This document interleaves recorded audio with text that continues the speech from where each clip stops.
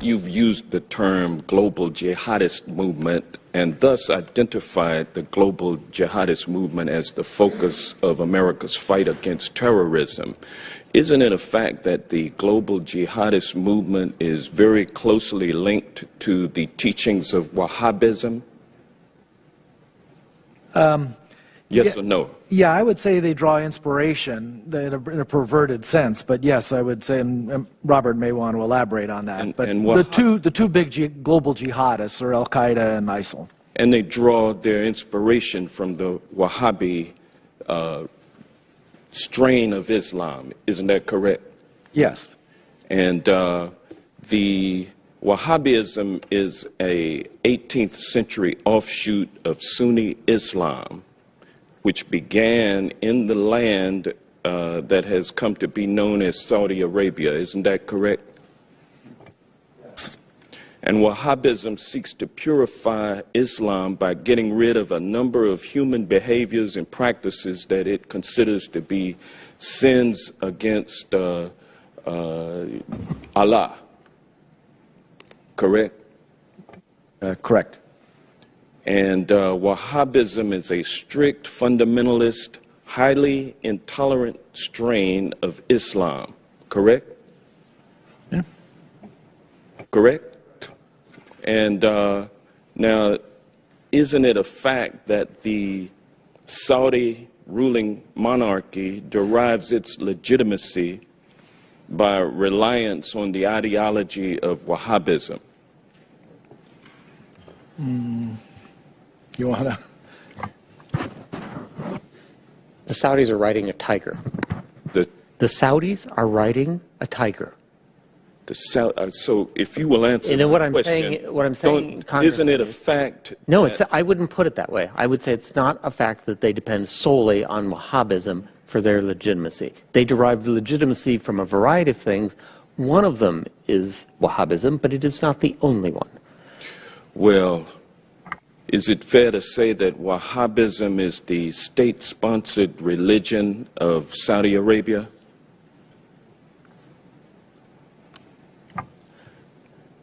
Yes. The Saudi government sanctions Wahhabi imams in their major mosques. Well, as a matter of fact, the Saudi monarchy promotes Wahhabism through official state-sponsored mosques and through religious schools known as madrasas all over the world. Isn't that correct? Yes. Yes. And isn't it true that the Saudi government promotes Wahhabism throughout the world based on its oil and gas revenue? Absolutely, the government's revenues, directly or indirectly, help the proselytizing that you mentioned. And the Wahhabism ideology lines up with the ideology of ISIL. Isn't that correct? I would say no. For example, the Wahhabis in Saudi Arabia, the official ones, do not kill Shia. They persecute them. They do not have equal rights. They do not have equal rights, but they don't kill them. However, a Shia in Mosul or a Shia in Raqqa is liable to be killed. Well, yeah, but it's true, though, that the ideology of ISIL lines up with Wahhabism. I would say it's a starting point, and then the Islamic State has taken it several steps farther. Yes. And is it fair to say that Saudi support for the teachings of Wahhabism create fertile ground for ISIL recruitment efforts?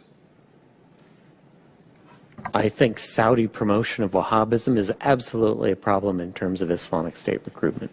And so we will be unable to defeat the global jihadist movement, which is based on largely Wahhabism, which is a state-sponsored religion of Saudi Arabia, without somehow enlisting the support of the Saudi royal family in withdrawing its financial support for Wahhabism.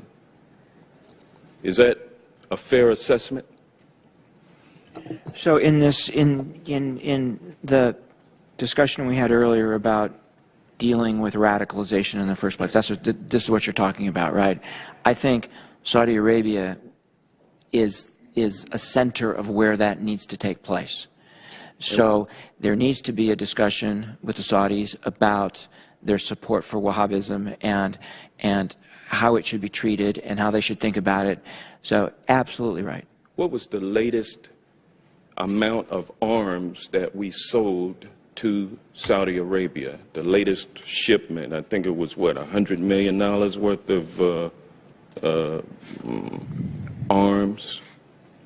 Well, there's support for the campaign in Yemen, but the arms sales that occur periodically are in the billions of dollars. Thank you, and I yield back. The deal with Saudi Arabia, and I couldn't get an answer on specifically how we were monitoring their support, their continued support of the exportation of Wahhabism, Salafism, and the terror that goes along with that fundamentalist view of Islam around the globe. Do you know of any metrics that the department is following to support their claim that they are working on that? How are we gauging that? How are we going to determine whether they're following along with that portion of the agreement? Well, one of the outcomes of the President's Summit in Riyadh was the creation of the Center to counter extreme Muslim messaging with Saudi Arabia. This center now exists. It was inaugurated while we were there. The center has a number of elements to attack extremism around the world. One of the elements that we are visiting with them about, and they have already taken steps, the Saudis, is to publish new textbooks that go into the schools that are in the mosque around the world. These textbooks are to replace textbooks that are out there today that do advocate extreme Wahhabism viewpoints around the justification for violence. We've asked that they not just publish the new textbooks, we've asked that they retrieve the existing textbooks so we get those back. That's just one example. This center is going to have a very broad range from social media to broadcast to how young imams are trained in the theological centers. And we are working with them today with the establishment of the new center. What are the measures that we will hold ourselves accountable to? That is one of the charges that the State Department is working with the Saudis and others as we bring this center up to an operating level. Thank you, Mr. Secretary.